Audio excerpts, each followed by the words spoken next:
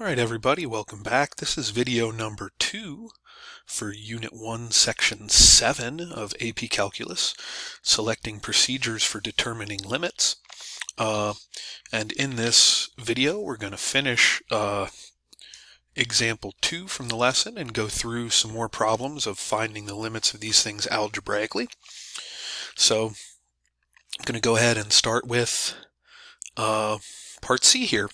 The limit as theta approaches pi over 4 of 2 cosine squared of theta minus 1 all over the quantity cosine of theta minus sine of theta. Now at pi over 4, both cosine of theta and sine of theta are square root of 2 over 2, which means that this is going to lead to a 0 over 0 indeterminate form again.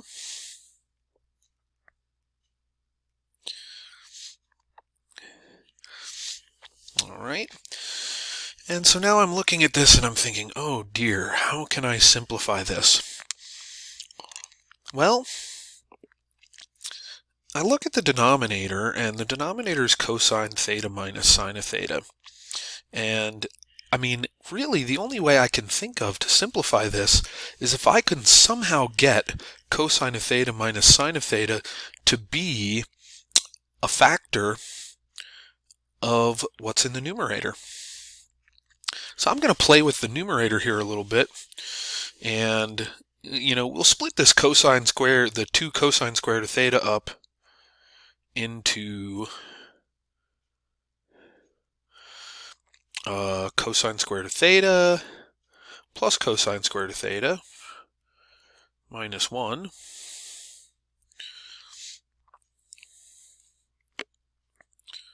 And if I think about this, we talked about this identity in the last video, and it's probably one that almost everybody, I have to think it's one of the most common things that people who've taken any kind of advanced math course remember, that sine squared of theta plus cosine squared of theta is equal to 1.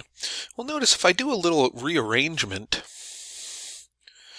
I can get cosine squared of theta minus 1 by subtracting 1 from both sides and subtracting sine squared of theta from both sides.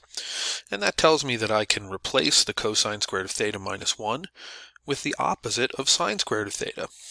So that's what I'm going to do. And that turns this expression into limit as theta goes to pi over 4 of cosine squared of theta minus sine squared of theta all over cosine of theta minus sine of theta. And that accomplished exactly what I wanted it to accomplish for us. We now have something in the numerator that we can factor, and one of those factors is cosine of theta minus sine of theta. So that is exactly what I'm going to do. I'm going to factor the numerator using the difference of squares. It's cosine of theta plus sine of theta times cosine of theta minus sine of theta.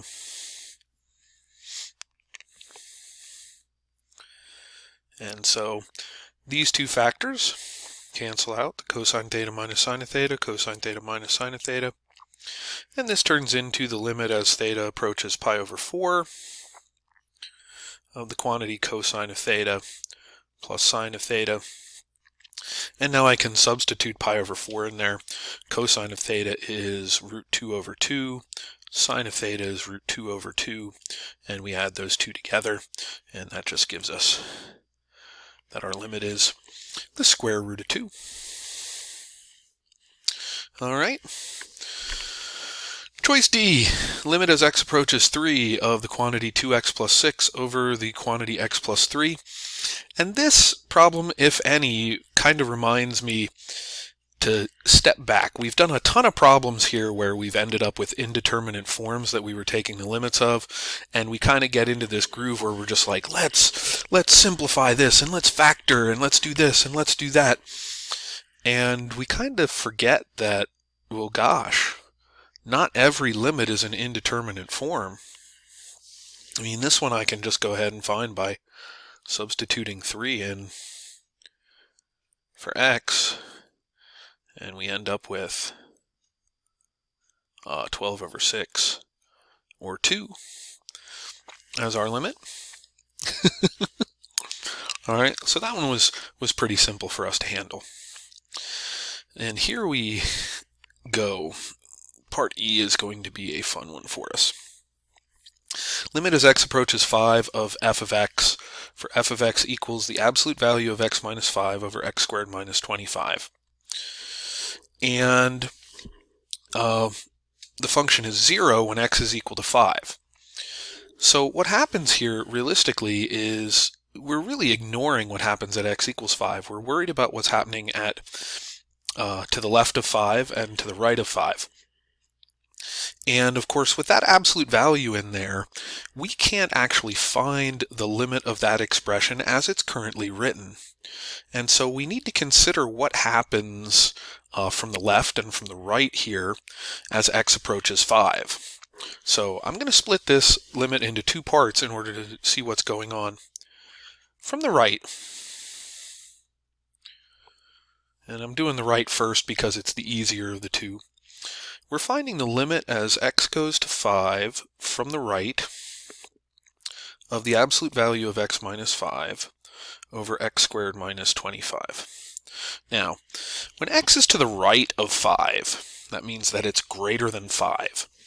So when we substitute that number that's greater than 5 into the absolute value in place of x, say 7 or 6.2 or any number like that, the absolute value of that expression, since what's inside of the absolute value is positive, just returns exactly what is in the expression to begin with.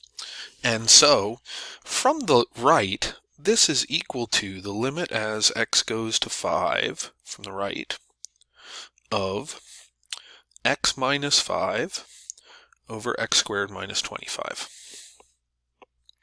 And so we'll go ahead and find that limit.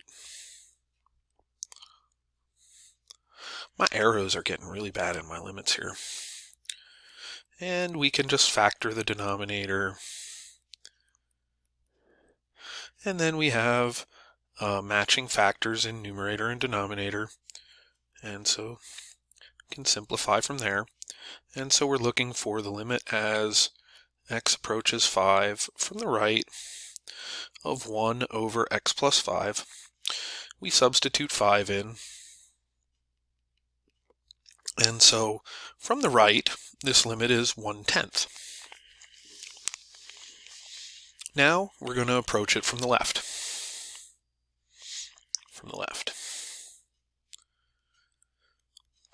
So we're finding the limit as x approaches 5 from the left of the absolute value of x minus 5 over x squared minus 25. And now we need to think about what happens as x approaches 5 from the left. You know, we've got numbers like 3, 4, and 4.5. And all of those numbers, when we substitute them into this absolute value, we're going to have a negative value inside the absolute value, which means that when we take the absolute value of it, it's actually going to turn that into a positive, which means that whatever x minus 5 represents when we're approaching it from the left here, the absolute value is going to spit out the opposite value. And so I'm going to rewrite that as 5 minus x. And now I'm going to go ahead and factor numerator and denominator. In the denominator, I'm going to factor it the same way I did before. In the numerator, I'm actually going to factor out a negative 1, because then I have a matching factor. I can cancel out the x minus 5 from both numerator and denominator. And so this is equal to the limit as x goes to 5 from the left of negative 1 over x plus 5, which is negative 1 over 5 plus 5, or negative 1 over 10. Well, look at what happened here. The limit as x approaches 5 from the left and the limit as x approaches 5 from the right do not approach the same value. Okay, so what I have here is limit as x approaches 5 from the left. F of x does not equal the limit as x approaches 5 from the right. Therefore, limit as x approaches 5 of f of x does not exist. All right. So the limit doesn't exist in that problem. All right. Last one. Part F. Limit as x approaches 1 of x cubed plus 2x squared minus x minus 2 all over x squared plus x minus 2. We substitute 1 in here, and lo and behold, we end up with the indeterminate form 0 over 0.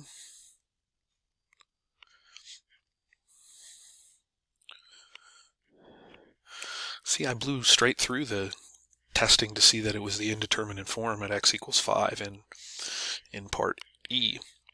So we end up with 0. Oh, that's because if I substituted 5 in there, I was just getting the function value 0. Anyway, back to part F. So I end up with the indeterminate form. That means that the numerator is 0 when x is 1, the denominator is 0 when x is 1. And I mentioned in a video a few videos back that when a value of 1 makes the numerator 0, that means that one of the factors of the numerator has to be x minus 1. Same for the denominator. And that helps me to figure out what other factors are. The only thing that can be the other factor in the denominator is x plus 2. And in the numerator, let's see, it's x squared. And now I kind of have to figure out what the rest of this factor is. So think about what happens when you multiply this out. X times x squared is x cubed. X squared times minus 1 is a minus x squared. But we want to have a plus 2x squared. So the next term of this factor is going to be what I multiply by x in order to make my x squared term what I want it to be. And so I need to add a 3x squared, so that means multiplying that by x, I need to multiply x by 3x. That gives me this 3x squared. Then the minus 1 times 3x gives me a minus 3x. But I want this next term to be a minus x, which means that I need a plus 2x when I multiply the next term of this factor times x. So that makes that plus 2.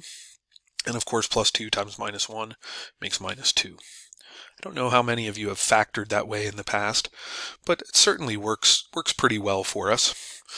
Now, I have the option here to go ahead and factor some more, but I don't really need to. Now that I have the factor that cancels out from the numerator and the denominator, I can go ahead and cancel those out and just go ahead and find the limit based off of what I have left, because it is no longer an indeterminate form. And so I can just go ahead and substitute 1 in here in both the numerator and the denominator. And we get, looks like 6 over 3 or 2 as our limit. All right. And so 2 is our limit there. And so we are all set. That's going to be the end of this video and the end of section 1.7. Have a great rest of your day. See you next time when we get into section 1.8, determining limits using the squeeze theorem. Have a great day, everybody. See you again in the future.